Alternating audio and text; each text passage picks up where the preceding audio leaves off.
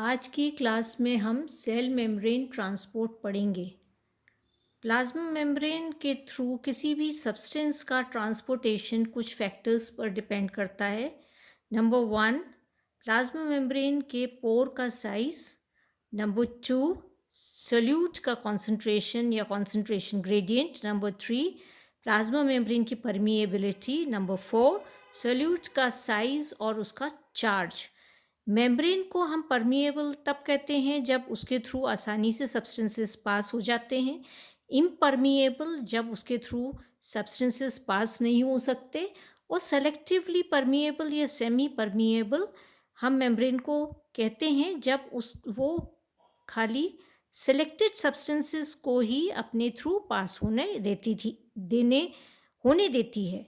Substances का transportation plasma membrane के through तीन मैकेनिज्म्स के द्वारा होता है: पैसिव ट्रांसपोर्ट, एक्टिव ट्रांसपोर्ट और बल्क ट्रांसपोर्ट। पैसिव ट्रांसपोर्ट जो होता है वो उसमें सब्सटेंसेस का ट्रांसपोर्टेशन हायर कॉन्सेंट्रेशन के रीजन से लो कॉन्सेंट्रेशन के रीजन की तरफ होता है, यानी कि अकॉर्डिंग टू कॉन्सेंट्रेशन ग्रेडियंट, और इसके लिए एनर्जी की आवश्यकता नहीं होती है। पैसिव ट्रांसपोर्ट दो प्रकार से होता है: ऑस्मोसिस और डिफ्यूजन के द्वारा।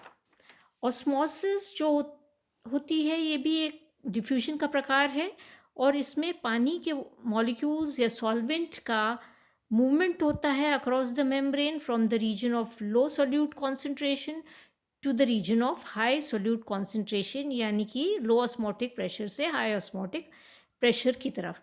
सेल हमेशा किसी न किसी फ्लूइड एनवायरनमेंट में पाया जाता है, और ये एनवायरनमेंट या तो फ्रेश वाटर होता है, सी वाटर होता है, या इंटरनल फ्लूइड्स ब्लड या लिम्फ होता है, और इन्हें हम एक्स्ट्रा सेलुलर फ्लूइड्स कहते हैं।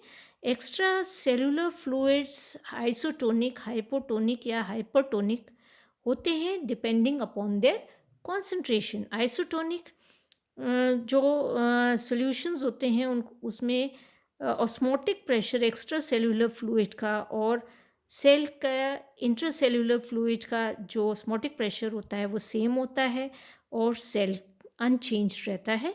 हाइपोटोनिक सॉल्यूशन में एक्स्ट्रा सेलुलर फ्लूइड का ऑस्मोटिक प्रेशर इंट्रासेल्युलर फ्लूइड से कम होता है, और इसलिए एंड ऑस्मोसिस होता है। वाटर मॉलिक्यूल्स पानी के अंदर सेल के अंदर एंटर होते हैं, मतलब लो ऑस्मोटिक प्रेशर से water molecules high osmotic pressure की तरफ मूव करते हैं, और सेल जो होता है वो इम्बाइब कर लेता है पानी और स्वेल अप हो जाता है। हाइपरटोनिक सॉल्यूशन में osmotic pressure extra cellular fluid का इंट्रासेल्युलर फ्लूइड से अधिक होता है, और पानी सेल से बाहर डिफ्यूज़ होता है, ये एक्सऑस्मोसिस होता है, और उसका सेल का साइज़ छोटा हो जाता है या सेल श्रिंक हो जाता है। और ये फिनोमिना हम आरबीसी में देख सकते हैं, जो अगर हम उसे 0.9% NaCl सॉल्यूशन में रखें, जो कि ब्लड या लिम्फ का जो कॉन्सेंट्रेशन होता है, इन कॉन्सेंट्रेशन उसके बराबर होता है, तो उसको जब हम आइसोटोनिक सॉल्यूशन में रखते हैं तो नॉर्मल रहता है। अगर हम हाइपरटोनिक सॉल्यूशन में रखते हैं, जब सॉल्ट का कॉन्सेंट्रेशन ज़्यादा होता है, तो सेल से पानी बाहर निकल जाता है, क्रीनेशन हो जाता है, श्रिंक हो जाता है। और अगर हम उसको हाइपोटोनिक सॉल्यूशन में रखते हैं तो क्या होता है कि सेल जो होता है स्वेल अप हो जाता है, और अल्टीमेटली उसका लाइसिस हो जाता है। तो ये हम इसमें देख सकते हैं आरबीसी में। Next is diffusion. डिफ्यूजन जो होता है वो सिंपल डिफ्यूजन होता है और फैसिलिटेटेड डिफ्यूजन होता है, और दोनों ही प्रोसेसेस जो हैं, सिंपल डिफ्यूजन और फैसिलिटेटेड डिफ्यूजन, वो एक्सर्गोनिक प्रोसेसेस हैं जिनमें मेटाबॉलिक एनर्जी की आवश्यकता नहीं होती है। सिंपल डिफ्यूजन जो होता है वो सब्सटेंस के मॉलिक्यूल्स का मूवमेंट होता है from the region of higher concentration to the region of low concentration according to concentration gradient without any assistance। और ये मूवमेंट जो होता है मॉलिक्यूल्स का, ये उनकी काइनेटिक एनर्जी की वजह से होता है। जैसे कि कार्बन डाइऑक्साइड जो और ऑक्सीजन जो मेम्ब्रेन के थ्रू पास होती हैं, वो सिंपल डिफ्यूजन की वजह से होती हैं।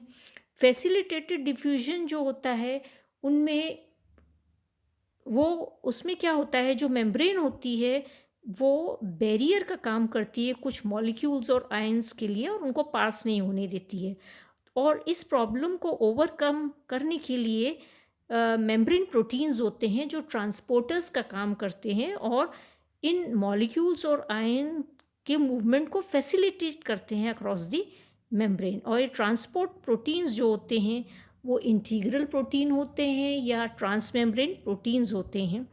और जिस प्रकार से ये प्रोटीन्स ट्रांसपोर्ट करते हैं सोल्यूट को या मॉलिक्यूल्स को, उनके आधार पर इनको दो प्रकार के प्रोटीन्स में क्लासिफाई हम कर सकते हैं, कैरियर प्रोटीन्स, ट्रांसपोर्टर्स या परमिएजेस, और दूसरा channel protein. Carrier proteins, transporters या परमिएजेस जो होते हैं वो किस प्रकार से एक्शन करते हैं, देखिए कि ये प्रोटीन्स जो होते हैं वो सोल्यूट मॉलिक्यूल्स को मेम्ब्रेन की दूसरी तरफ, बाहर की तरफ जो होते हैं, उनसे ये कोवैलेंटली ये लिंक हो जाते हैं, इंटरैक्ट करते हैं और ये एक कैरियर सोल्यूट कॉम्प्लेक्स बना लेते हैं। और ये कैरियर सोल्यूट कॉम्प्लेक्स बनने के कारण जो प्रोटीन मॉलिक्यूल होता है उसमें कन्फॉर्मेशनल चेंज आ जाता है। और वो जब ये इस प्रकार से चेंज आता है तो वो दूसरी तरफ वो क्या करता है, मेम्ब्रेन के दूसरी साइड जो सोल्यूट मॉलिक्यूल्स होते हैं उनको ये रिलीज़ कर देता है। और ये कैरियर प्रोटीन्स जो होते हैं हाईली स्पेसिफिक होते हैं, जो कि आप इस चित्र में देख रहे हैं। इसके बाद नेक्स्ट जो है ये ट्रांसपोर्टर्स जो हमने बताए हैं, ये प्रोटीन्स जो होते हैं ट्रांसपोर्टर्स, ये यूनिपोर्टर्स होते हैं या को ट्रांसपोर्टर्स होते हैं। और यूनिपोर्टर्स का मतलब होता है कि जो सोल्यूट मॉलिक्यूल को एक ही डायरेक्शन में मेम्ब्रेन के थ्रू ट्रांसपोर्ट करें। तो ये आपका आप देख सकते हैं कि ये ट्रांसमेम्ब्रेन प्रोटीन है ये, और ये सोल्यूट मॉलिक्यूल को एक ही डायरेक्शन में मेम्ब्रेन के थ्रू एक ही मॉलिक्यूल को एक डायरेक्शन में ये ट्रांसपोर्ट कर रहा है। तो यूनिपोर्टर्स होते हैं ये। और ये इसका एग्जाम्पल है ग्लूकोज ट्रांसपोर्टर, जो कि सेल में ग्लूकोज को ट्रांसपोर्ट कर। दूसरे होते हैं को ट्रांसपोर्टर्स। तो को ट्रांसपोर्टर दो प्रकार के होते हैं। ये को ट्रांसपोर्टर दो डिफरेंट सॉल्यूट मॉलिक्यूल्स को साइमल्टेनियसली एक साथ मेम्ब्रेन के थ्रू ट्रांसपोर्ट कर सकते हैं। और ये दो प्रकार के होते हैं, एक होता है सिम्पोर्टर और दूसरा होता है एंटीपोर्टर्स। सिम्पोर्टर्स जो होते हैं वो दो सोल्यूट मॉलिक्यूल्स को एक साथ सेम डायरेक्शन में ट्रांसपोर्ट कर सकते हैं। जैसा कि आप चित्र में देख सके हैं, दो डिफरेंट सोल्यूट मॉलिक्यूल्स हैं और इनको सेम डायरेक्शन में मेम्ब्रेन के थ्रू ये ट्रांसपोर्ट कर रहे हैं सेम डायरेक्शन में। और ग्लूकोज सोडियम ट्रांसपोर्टर इसका एग्जाम्पल है, जो कि इंटेस्टाइन और किडनी ट्यूब्यूल से पाया जाता है। दूसरे होते हैं को ट्रांसपोर्टर का दूसरा जो टाइप है वो है एंटीपोर्टर्स। तो एंटीपोर्टर्स क्या होते हैं, दो सोल्यूट मॉलिक्यूल को ऑपोजिट डायरेक्शन में ट्रांसपोर्ट करते हैं। ये एक सोल्यूट मॉलिक्यूल है, इसको अंदर की तरफ और दूसरा अंदर से बाहर की तरफ। तो ये क्लोराइड और बाइकार्बोनेट एक्सचेंजर जो है आरबीसी की मेम्ब्रेन में पाया जाता है, वो एंटीपोर्टर्स हैं। तो ये आपको मैंने इसमें बताया है।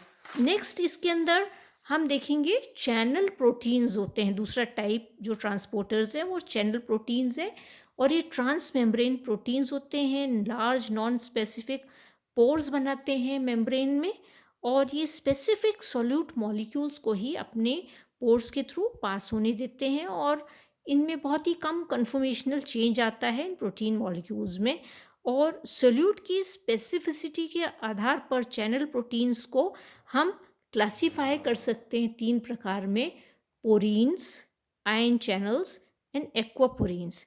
पोरीन्स जो होते हैं वो ट्रांस मेम्ब्रेन प्रोटीन होते हैं, बड़े बड़े नॉन स्पेसिफिक, और ये माइटोकॉन्ड्रिया, क्लोरोप्लास्ट, बैक्टीरिया में पाए जाते हैं। और स्पेसिफिक सोल्यूट मॉलिक्यूल्स को ही अपने थ्रू पास होने देते हैं, क्योंकि पोरीन का जो साइज़ होता है उसके साइज़ के अनुसार ही जो सोल्यूट मॉलिक्यूल्स होते हैं वही उसके थ्रू पास हो सकते हैं। फिर है आयन चैनल्स।